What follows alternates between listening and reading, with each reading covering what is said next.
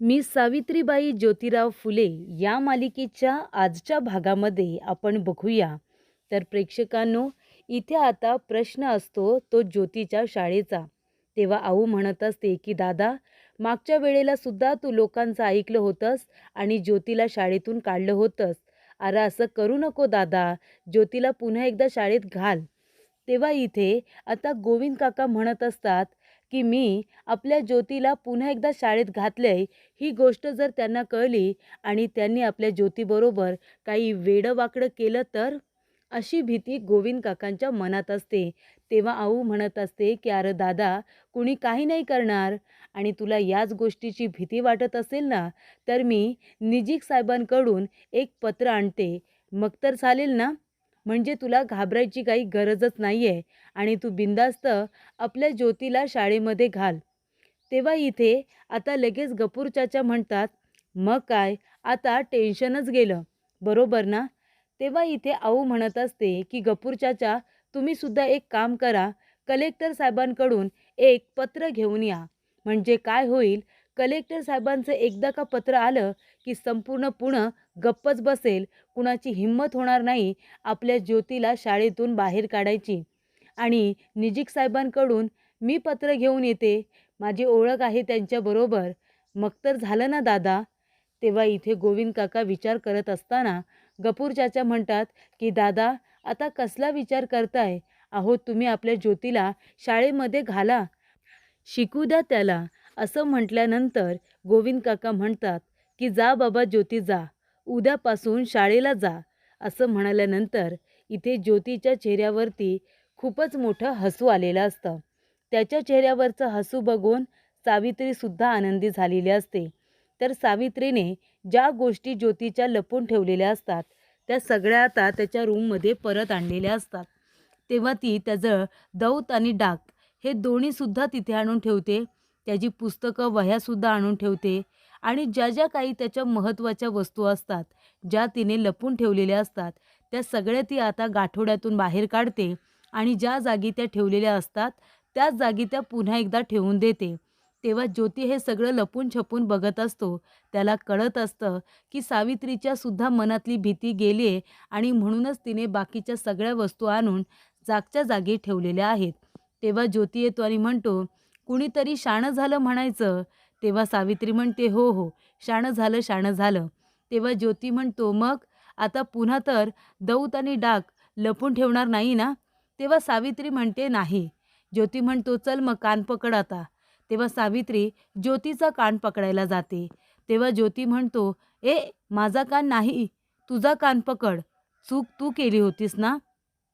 सावित्री म्हणते, "अच्छा, पण जेव्हा आपलं लग्न झालं होतं, तेव्हा आपण 7 फेरे घेत असताना अशी वचनं दिली होती, की जे तुमचं आहे ते माझं आहे. मग आता जर कान माझा पकडायचा असेल, तर तुमचा पकडला तर काय झालं?" तेव्हा ज्योती म्हणतो, "हो का?" आणि आता सावित्री धावत असते आणि ज्योती तिला पकडायला तिच्या मागे-मागे धावत असतो. तेवढ्यातच सावित्री पडते आणि सावित्री पडल्यानंतर ज्योती जोरजोरात तिला हसायला लागतो.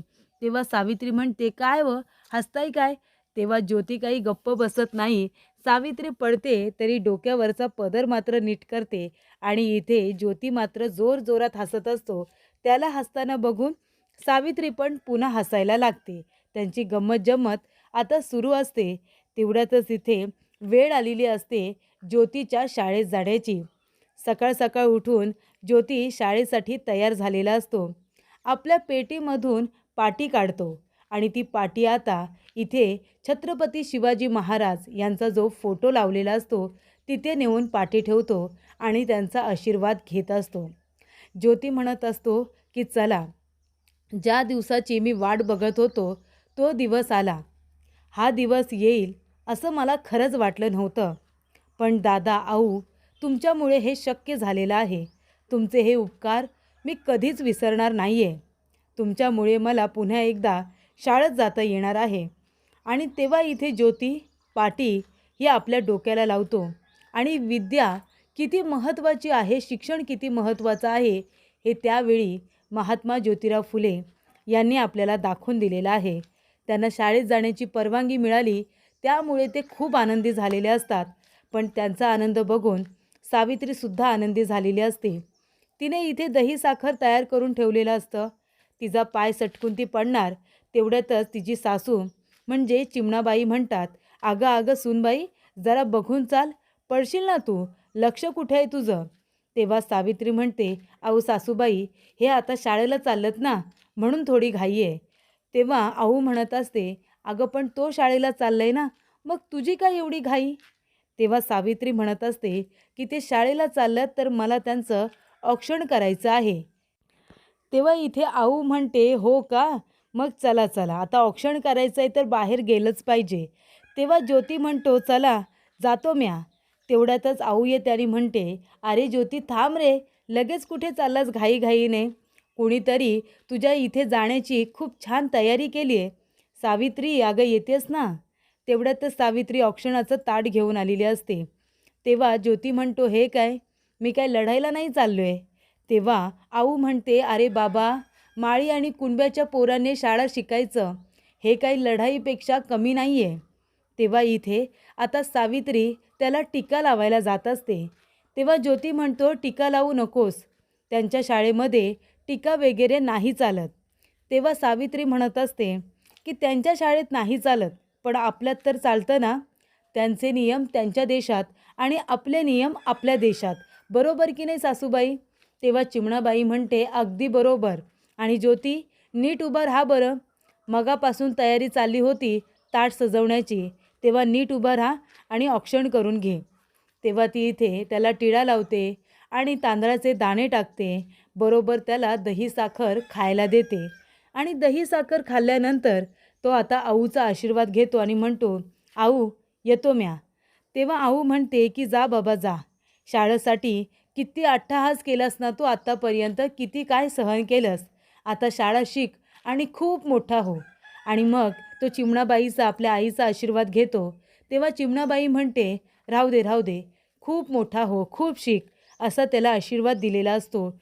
शाळेत जाताना ज्योतीच्या चेहऱ्यावरती असं काही समाधान असतं, जे समाधान, ती शांतता सावित्रीने लग्न झाल्यापासून पहिल्यांदाच बघितलेली असते. त्याचा आनंद बघून सावित्रीला खूपच जास्त आनंद हा झालेला असतो. त्यानंतर शाळेची बातमी रखमापर्यंत पोचलेली असते. रखमा येते आणि राणूजीला उठवते आणि म्हणते, अवं उठा लवकर. माहिती आहे का तुम्हाला काय झालंय?" "काय बाई यांची झोप? कुंभकर्णाची झोप आहे यांची." तेव्हा ती म्हणते, उठा, आग लागली आग." तेव्हा राणूजी म्हणतो, "काय आग लागली?" तेव्हा तो इकडे तिकडे धावत पळायला लागतो आणि इथे पाण्याचं मडकं उचलतो. तो म्हणतो, "कुठे आग लागली?" ती म्हणते, डोळं तर उघडा. डोळं उघडलं तर दिसेल ना कुठे आग लागली आणि कुठे नाही ते." तो म्हणतो, "अगं रखमे, पण आग तर कुठेच दिसत नाही आहे." ती म्हणते, लागली नाही आहे, पण आग लागल. तुम्हाला माहिती आहे का काय घडलंय ते? ज्या गोष्टीची भीती होती तेच घडलं. शेवटीला ज्योतीने आपल्या मनाचंच केलं. तुम्हाला माहिती आहे, ज्योती शाळेला गेला. आता तो शिकला ना, तर लय शहाणा होईल, तुम्हाला तर माहिती आहे. आणि एकदा का तो शहाणा झाला, की ती जी जमीन आहे ना, ती आपल्या हातातून गेलीच म्हणून समजा. कळतंय का तुम्हाला? आणि मग तर काय, आता आपण त्याला पुन्हा शाळेतून काढूसुद्धा शकत नाही. कारण का त्या आऊनं आणि त्या गफूर चाच्यानं कलेक्टर साहेबांकडून पत्र आणले, पत्र. आता कलेक्टर साहेबांचं पत्र आणल्यानंतर पुण्यामध्ये कुणाची हिंमत होणार नाही त्या ज्योतीला शाळेतून काढायची. आता काय करायचं आपण? तो ज्योती जर शिकला ना, तर लई शहाणा होईल. म्हणजे इथे शास्त्री पंत यांनी इतकं सांगितलं तरीसुद्धा गोविंद काकांनी काही ऐकलेलं नसतं. ती म्हणते, "तुमचा भाऊ लईच आतल्या गाठीचा आहे. एवढं समज झालं तरी आपल्याला काही कळू दिलं नाही. आता काय करायचं आपण?" तेव्हा इथे आता लगेच राणूजी म्हणतो, "ठीक आहे, जाऊन आता पाटलांना भेटतो आणि त्यांना सांगतो की तुमचा जावई बाटला तर तुम्हाला चालेल का?" म्हणजे सावित्रीच्या वडिलांना जाऊन राणूजी आता भेटणार असतो आणि त्यांना सांगणार असतो की ज्योती आता शाळेत जायला लागलाय, पण तुमचा जावई बाटला तर तुम्हाला चालेल का, असं त्यांना विचारतो. म्हणजे ज्योतीची शाळा पुन्हा बंद होईल. त्यानंतर इथे सावित्रीने घर सारवायला घेतलेलं असतं. तेवढ्यातच तिथे पारू आलेली असते आणि ती म्हणते, "काय हो जाऊबाई, आता पुन्हा तुम्ही सारवायला घेतलंत? आता मागच्या वेळेलाच तर पूर्ण घर तुम्ही सारवून घेतलं होतं ना, मग आता पुन्हा काही कार्यक्रम वगैरे आहे की काही सण आहे का काही?" तेव्हा सावित्री म्हणते, सणच आहे. हे शाळेत जायला लागलेत ना, किती बरं त्यांना आनंद झाला आहे. त्यांचा चेहऱ्याचा आनंद बघून मलाच लई आनंद झाला आहे. असं वाटतं आहे की तोरण बांधावं, रांगोळी काढावी, असं करावंसं वाटतंय मला. तेव्हा इथे पारू म्हणत असते, खरंच म्हणजे आनंद तर त्यांना खूपच जास्त झाला आहे. आणि आपल्या माणसाच्या आनंदामध्ये आनंद माणणं हीच तर खरी गोष्ट असते नाही का? तेव्हा ती म्हणते, बरं चला, मी पण तुम्हाला मदत करते, म्हणजे लवकर लवकर काम होईल. मी पण सारवते बरं का. आणि ती सारवत असताना इथे आता सावित्रीचं पूर्ण लक्ष ज्योतीकडे असतं. ज्योती अजून घरी आलेला नसतो ना. तेव्हा ती सारवत सारवत इथे पारूच्या हातावरती सारवण नेते. पारू म्हणते, काय व जाऊबाई, नाही लक्ष कुठे आहे तुमचं? नाही सारवताय तर माझा हातसुद्धा सारवून टाकलात की तुम्ही. तेव्हा ती म्हणते, अगं बाई, अरे देवा, हे काय केलं मी? थांबा थांबा, मी तुमचा हात धुवून देते. तेव्हा पारू म्हणते, नाही नाही ठीक आहे. अहो काय, शेण तर आहे ना आपलं, एवढं काही नाही त्यात. ती म्हणते, नाही पण लक्ष कुठे आहे तुमचं?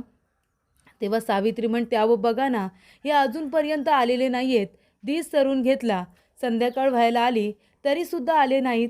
कधीपर्यंत येतील काय माहिती. माझी आई म्हणायची, घराची सावली झाडावरती पडली की मग आमचे आबा घरी यायचे, आणि बरोबर सावली झाडावरती पडली की आबा आमचे घरी यायचे. अशी तिने वेळ निश्चित करून ठेवली होती. तेव्हा इथे सावित्रीने आपल्या आईची साडी घेतलेली असते आणि ती आपल्या आईचे ते शब्द आठवत असते. तिच्या आईने तिला सांगितलेलं असतं की नवऱ्याच्या आनंदात आनंद मानायचा, त्यांच्या खांद्याला खांदा लावून इथे कामं करायची. नवऱ्याने जर वाघ पकडून आणला ना, तर वाघाच्या गळ्यामध्ये दोरीसुद्धा बांधता आली पाहिजे बायकोला, असं बायकोने असलं पाहिजे. तेव्हा सावित्री म्हणते की आहे, तुझी आज खूपच जास्त आठवण येते गं मला. पण तू जे जे काही मला बोलली होतीस ना, त्या शब्दांचा अर्थ मला आता उमगतोय. नवऱ्याच्या आनंदामध्ये आनंद मानणं हे काय असतं ना, ते आज खऱ्या अर्थाने कळलं गं मला. लग्नानंतर पहिल्यांदाच यांना मी इतकं समाधानी, इतकं आनंदी बघितलं की मलासुद्धा त्यांचा आनंद बघून मला खूपच जास्त आनंद झाला. तेव्हा प्रेक्षकांनो, इथे ती म्हणते की यापुढं मी आता त्यांची व्यवस्थित काळजी घेईन आणि त्यांना कशात समाधान मिळतं ते सुद्धा मी शिकून घेईन. तेव्हा इथे आऊ आलेली असते, पण सावित्रीला वाटतं की ज्योती आला की काय. तेव्हा ती धावत पळत बघायला जात असते. तेव्हा आऊला बघून ती म्हणते, आऊ तुम्ही आहात वय? तेव्हा आऊ म्हणते, का गं, तू दुसरं कुणाची तरी वाट बघत होतीस काय? आणि मी आले बरोबर ना? चेहरा बघ किती पडलाय तुझा. तेव्हा सावित्री म्हणते, आऊ तुम्ही पण ना काय पण बोलता.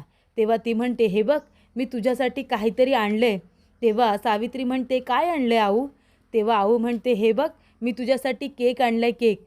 मी जिथे जॉन साहेबांकडे कामाला जाते ना, त्यांच्या बायकोने हा केक बनवलाय. तेव्हा मी तो तुझ्यासाठी खायला आणलाय. बघ खाऊन किती छान लागतो ते. तेव्हा सावित्री खायला जाणार तेवढ्यातच रखमा तिथे येते आणि सावित्रीच्या हातावरती जोरात फटका मारते आणि तो केक खाली सांडवते.